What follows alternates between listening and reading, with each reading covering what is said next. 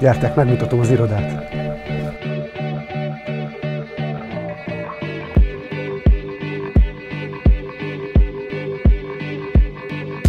Fontos mérföldkőhöz érkezett a ceglédi Tisza-szigetünk.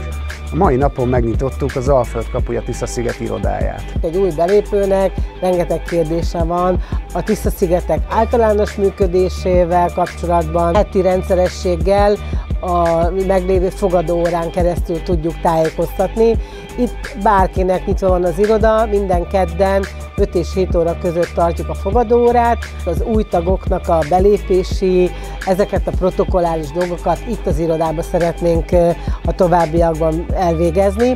Nem csak az iroda átadását ünnepeljük, hanem azt is, hogy az elmúlt napokban meg tudott alakulni Cegléd első ifjúsági szigete. Örömmel látjuk, hogy ilyen érdeklődés övezi Cegléden a Tiszának a tevékenységét, ami abból is látszik, hogy pár hónappal ezelőtt alakult meg az első szigetünk, és 2 héttel ezelőtt tartottunk egy nyílt sziget találkozót, ahol meg tudott alakulni már egy második sziget, mert olyan sok jelentkező volt.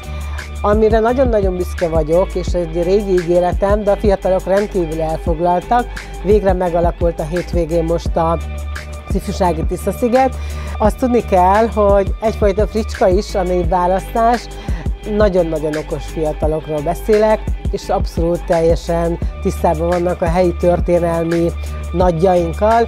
Éppen ezért Mészáros Lőrinc nevét kapta a Tisza-sziget. Mészáros Lőrinc a Dózsaféle paraszt felkelés ikonikus alakja volt, az ő nevét vették fel a fiúk, úgyhogy a teljes név Mészáros Lőrinc a pap, ifjúsági Tisza-sziget. Oda kell rakni a zárójelbe, a hivatalos névben is benne van a jelző, mivel a fiatalok azt gondolták, hogy ez egyfajta példaképe is lehet a helyi közösségnek, így az ő nevét választották, és természetesen hát benne van egy kis humor is. Ebbe a szigetbe kifejezetten a 30 évnél fiatalabbakat várnánk.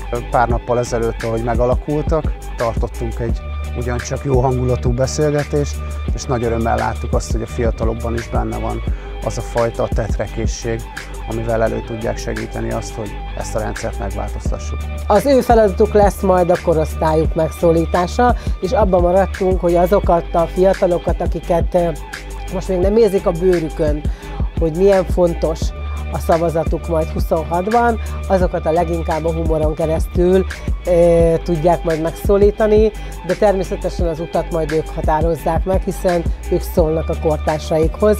Úgyhogy én azt gondolom, hogy év végére, amit lehetett, megtettünk, de ennél sokkal több feladat vár ránk a jövőben. Mindenki tudja, hogy gyakorlatilag belekezdtünk a kampányba, bármennyire is úgy tűnik, hogy messze van. Itt az ellenfél sem pihen, úgyhogy mi sem engedhetjük meg, hogy lazára engedjük a gyeplőt, úgyhogy dolgozunk nagyon keményen, mert akármerre nézünk, mindenhol van feladat. Én alkoholmentes. Én ilyen profit csinálom, tehát nincs pukkanás meg ilyesmi.